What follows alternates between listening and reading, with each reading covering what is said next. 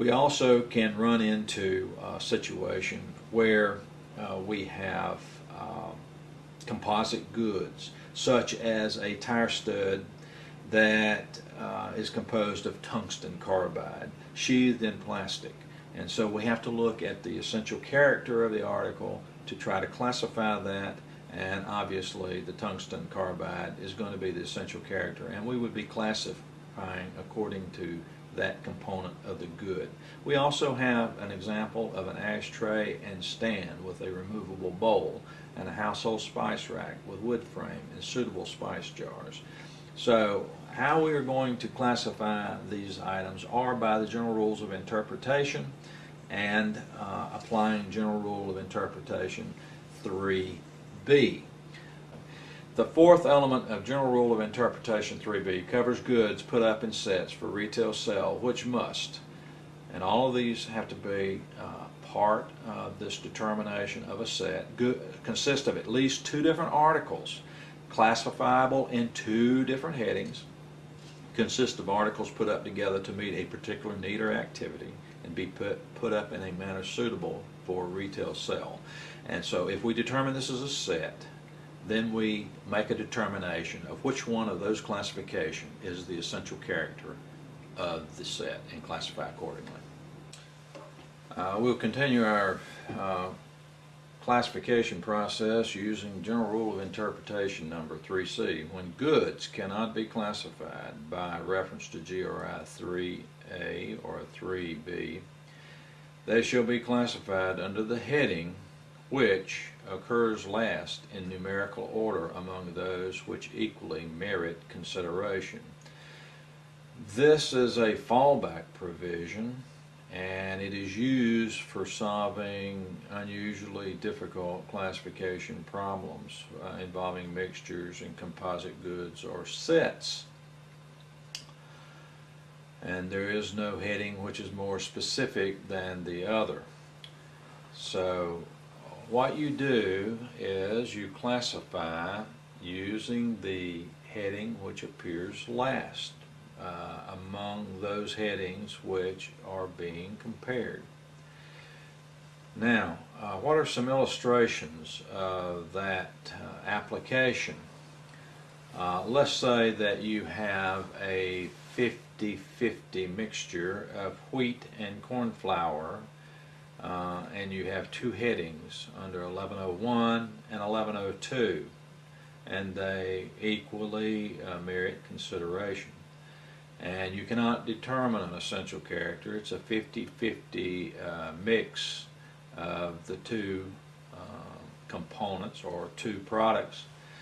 And what you do according to General Rule of Interpretation 3C is you go to the heading which appears last in the tariff, and that would be 1102, which falls after 1101. And that is an application of General Rule of Interpretation 3C. If you had a shirt that was a blend of cotton and polyester, let's say 65 polyester, 35% cotton, how would you classify that shirt? Well, assuming that it's a woven shirt, you would classify it as a woven shirt, and you would follow General Rule of Interpretation 1 in classifying that product, and you would find that the section chapter notes tell you that you classify textile products by the component of chief weight, and in that case it would be polyester, and therefore it would be a classification of a woven shirt, man-made fibers, and would carry a higher rate of duty.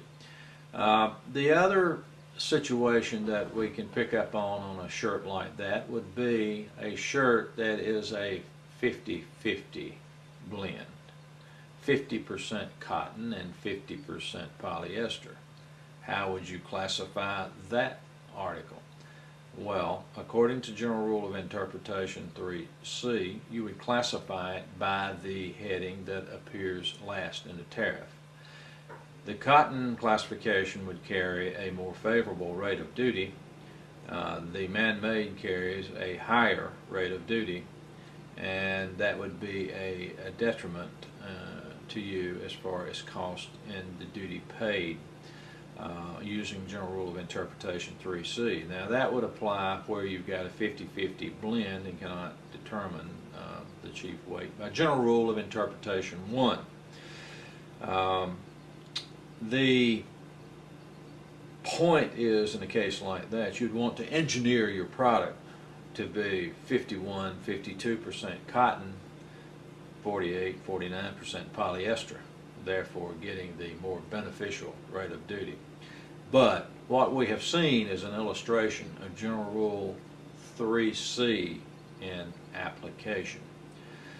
If we had a set that was composed or comprised of 3 components, and each of those components merited equal consideration, there was no essential character, then you would classify the set by the heading which appears last in the tariff.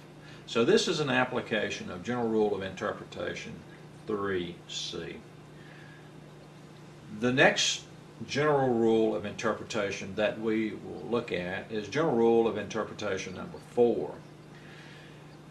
And what it says is that goods which cannot be classified in accordance with Rules 1 through 3 will be classified or shall be classified under the heading appropriate to the goods to which they are most akin. There are not that many classification rulings illustrating this particular rule of interpretation. It is a means by which you can classify.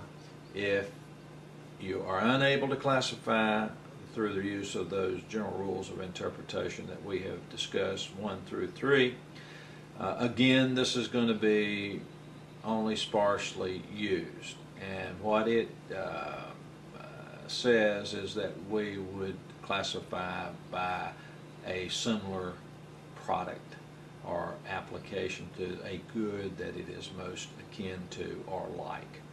That is General Rule of Interpretation number 4. Again, you would not want to spend a lot of time on that particular rule of interpretation because it is not used that much. You just need to know that there is a mechanism for the application of applying a rule to a situation that you are unable to classify by General Rule 1 through 3.